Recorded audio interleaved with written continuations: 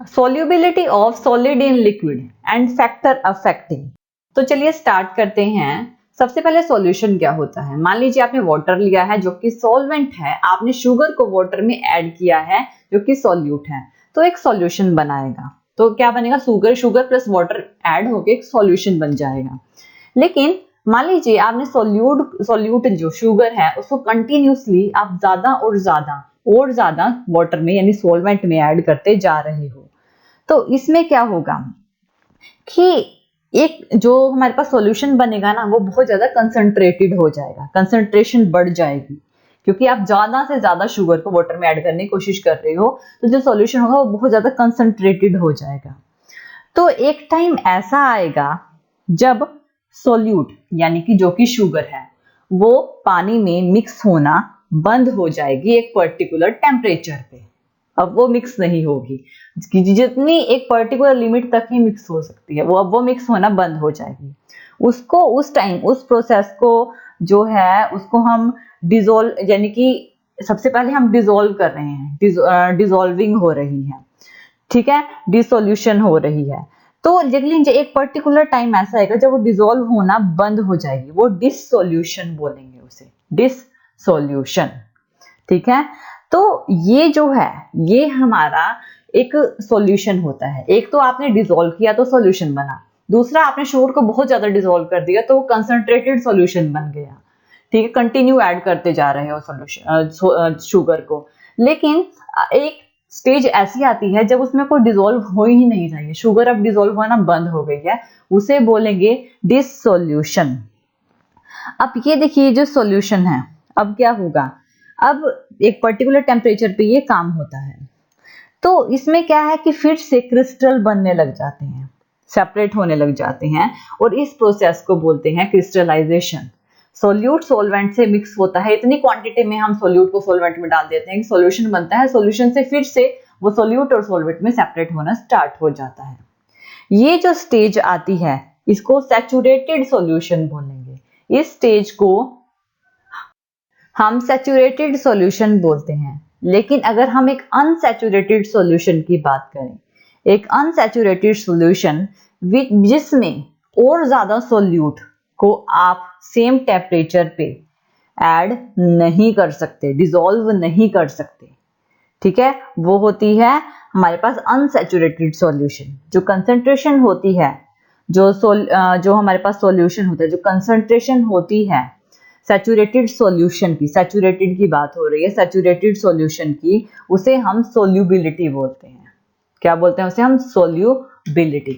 अब सोल्यूबिलिटी क्या होती है कि सोल्यूबिलिटी किसी सॉलिड को आपने एक लिक्विड में डाला एक पर्टिकुलर टेम्परेचर पे, कितने maximum amount of solute grams में लेना है, आपने डिसॉल्व किया है 100 ग्राम ऑफ लिक्विड में एक पर्टिकुलर टेम्परेचर में, वो होगी उसकी solubility. Factor affecting of solubility of solid in liquid. कौन कौन से फैक्टर इफेक्ट करते हैं? सबसे पहले होता है नेचर ऑफ सोल्यूट और सॉल्वेंट, और दूसरा होता है टेम्परेचर। सबसे पहला देखते हैं nature of solute and solvent. Example लेते हैं NaCl का। आपने क्या लिया है कि NaCl को डिसॉल्व किया है किसी पोलर सॉल्वेंट में। पोलर क्या हो सकता है? वाटर, ठीक है। अब जनरली आपने NaCl एक आयनिक फॉर्म में, यानी कि अगर आप उसको वाटर में डिसॉल्व करोगे तो वो आयंस में स्प्लिट हो जाएगा, ठीक है। तो आपने जो आयन यानी NaCl ये भी पोलर है, इसको आपने डिसॉल्व किया है वाटर जो कि पोलर है, दोनों ही पोलर हैं, उसमें डिसॉल्व कर दिया। तो यहाँ पे जो सॉलिड को आपने लिक्विड में डिसॉल्व किया, जिनकी प्रॉपर्टी सिमिलर है, उसको लाइक डिसॉल्व लाइक बोलेंगे। लाइक डिसॉल्व लाइक, यानी दोनों ही पोलर हैं, सोल्यूट भी और सॉल्वेंट भी, तो उसको लाइक डिसॉल्व लाइक बोलेंगे। अब देखिए इस स्टेटमेंट में हम देखिए NaCl में क्या किया, NaCl को लिया है, पोलर है, उसको आपने वाटर में डिसॉल्व कर दिया, तो NaCl वाटर में डिसॉल्व हो जाएगा, लेकिन जो कोई नॉन पोलर होगा, ठीक है, उसमें वो इनसोल्यूबल होगा। नॉन पोलर जैसे कि बेंजीन और ईथर्स में NaCl सोल्यूबल नहीं हो सकता। अगर नॉन पोलर की बात करें तो नॉन पोलर जैसे कि नेप्थलीन है, वो क्या होगा? वो सोल्यूबल होगा किसी नॉन पोलर में। नॉन पोलर को नॉन पोलर में ही डाल देना, नेप्थलीन को अपने बेंजीन ईथर या कार्बन टेट्राक्लोराइड में डाल दिया, लेकिन वो वाटर में डिसॉल्व नहीं होंगे। ठीक है, तो नेचर जरूरी होता है। सबसे पहले से कॉमन सॉल्ट होता है जैसे NaCl, ठीक है, आयनिक कंपाउंड है, वो वाटर में बहुत ज्यादा सोल्यूबल होता है। ठीक है, आयन जो हमारा सोल्ट होगा वो वाटर में ज्यादा सोल्यूबल होगा। ऐसे तो शुगर भी वाटर में सोल्यूबल होती है, लेकिन सोल्ट वाटर में ज्यादा सोल्यूबल होता है। सोल्ट की जो सोल्यूबिलिटी होती है 5.3 मोल्स पर लीटर होती है, जबकि जो शुगर की सोल्यूबिलिटी होती है वो 3.8 मोल पर लीटर की होती है। अब जैसे कि एग्जांपल लेते हैं हम, सोल्यूबिलिटी का एक्सप्लेनेशन लेते हैं। NaCl आयनिक कंपाउंड, NaCl जब टूटता है वाटर में डालते हैं तो Na पॉजिटिव Cl नेगेटिव में स्प्लिट हो जाता है। आपने क्या किया, NaCl को किसी पोलर सोलवेंट यानी वाटर में डाल दिया। वाटर क्या है, H2O यानी H पॉजिटिव और O नेगेटिव। इसका स्ट्रक्चर क्या होगा, O नेगेटिव और दोनों H पॉजिटिव, यही है। अब जब आपने इसमें NaCl डाल दिया तो Na पॉजिटिव Cl नेगेटिव, तो पॉजिटिव किसको अट्रैक्ट करता है, इसको, इस चीज को आपने पानी में डाल दिया, वाटर में डाल दिया यानी H2O में डाल दिया, तो H2O का जो नेगेटिव वाला पार्ट है वो पॉजिटिव ये जो आयंस है ना, पॉजिटिव वाले आयंस वो नेगेटिव वाले को अट्रैक्ट करेंगे और जो नेगेटिव वाला है वो पॉजिटिव वाले को अट्रैक्ट करेंगे, कुछ इस फॉर्म में। H2O का नेगेटिव वाला पार्ट NaCl की Na पॉजिटिव की साइड अट्रैक्ट होगा।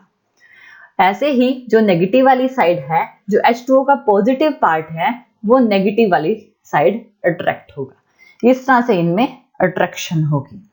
तो इसका क्या रिजल्ट मिलता है, इसका रिजल्ट मिलता है कि जो Na पॉजिटिव आयंस है उसके चारों साइड नेगेटिव, और जो नेगेटिव Cl नेगेटिव है उसके चारों साइड पॉजिटिव आयंस जो हैं H2O के, उसके साइड इकट्ठा हो जाएंगे और वो फ्रीली मूव कर सकते हैं अब वाटर में। ठीक है, अब वो क्या कर सकते हैं, फ्री जो आयंस हैं फ्रीली मूव कर सकते हैं वाटर में। तो इसमें ये जो आयंस होते हैं फ्रीली मूव करते हैं सॉल्यूशन में, क्योंकि सॉल्यूशन बन गया, NaCl को वाटर में डालो तो सॉल्यूशन बन गया, तो इसको हम हाइड्रेटेड बोलते हैं, इसको बोलते हैं हाइड्रेटेड। अब इसमें जो एनर्जी रिक्वायर्ड होती है आयंस को स्प्लिट करने की, पॉजिटिव और नेगेटिव दो आयंस में स्प्लिट करने के लिए एक एनर्जी लगती है, उस एनर्जी को आयनिक कंपाउंड में वो जो एनर्जी होती है जो स्प्लिट करती है उसे बोलते हैं लैक्टिक एनर्जी। क्या बोलते हैं, लैक्टिक एनर्जी। और जिसमें वो हाइड्रेट होते हैं उसे बोलते हैं हाइड्रेशन एनर्जी। तो जो हाइड्रेशन एनर्जी होती है ना वो ज्यादा होती है लैक्टिक एनर्जी से, यानी स्प्लिट करने की एनर्जी से। हाइड्रेटेड क्या होते हैं, जब वो फ्रीली मूव करते हैं, हाइड्रेटेड एनर्जी ज्यादा होती है लैक्टिक एनर्जी के कंपैरिजन में। तो ये तो हो गया हमारा फर्स्ट केस। नेक्स्ट था हमारा टेम्परेचर, जो सेकंड फैक्टर है वो है टेम्परेचर। टेम्परेचर का बहुत इंपॉर्टेंट रोल होता है। सबसे पहले अगर टेम्परेचर इंक्रीज करता है तो सोल्यूबिलिटी भी इंक्रीज करती है। सबसे पहला फैक्टर ये है टेम्परेचर केस में कि सोल्यूबिलिटी इंक्रीज करती है जब टेम्परेचर इंक्रीज करता है। जैसे KNO3 NaNO3 temperature degree Celsius में लिया है, सोल्यूबिलिटी 100 ग्राम ऑफ वाटर में ली है। NaNO3 टेम्परेचर इंक्रीज किया, सोल्यूबिलिटी इंक्रीज की। KNO3 इनके ग्राफ है। ऐसे ही दूसरे कंडीशन है कि सोल्यूबिलिटी डिक्रीज करेगी अगर टेम्परेचर, कुछ कंपाउंड ऐसे होते हैं कि सोल्यूबिलिटी डिक्रीज करते हैं अगर टेम्परेचर को इंक्रीज कर देते हैं, जैसे कि Na2CO3 into H2O।